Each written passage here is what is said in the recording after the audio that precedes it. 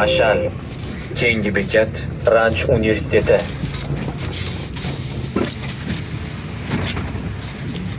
Iltimos, yosh bolali, nogiron va yoshi katta yo'lovchilarga joy bering.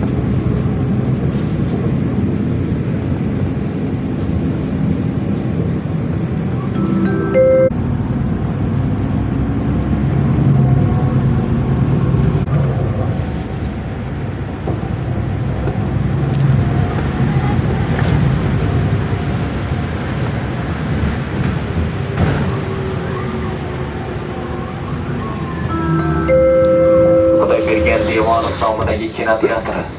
Keyingi bekat Ojizlar jamiyati. Keyingi bekat Sobir marketi. Hurmatli yo'lovchilar, oldingi eshik yo'lagida turib qolmang. Avtobusga chiqayotgan yo'lovchilarga xalaqit bermang. Haydovchi yonida turib, haydovchini chalg'iting. Taklif va e'tirozlaringiz bo'lsa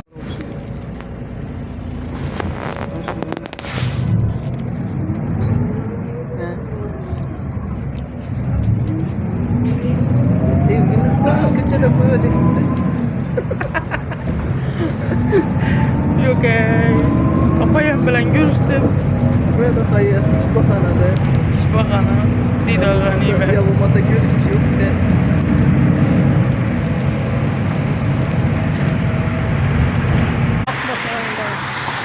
Yağmur yağalar. Lekin yine bağlada kar. Erimin yağmur yağıp tuttu. Yağmur yağalı.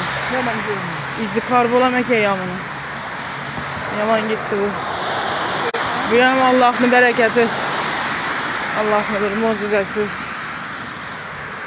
Her bir nersen Allah'ın mucizesi de bileme. Allah'ın bereketi de bileme. Mevacım bir yere koymuş. Bu hem mevacım. Bir yere koyduran mevacım.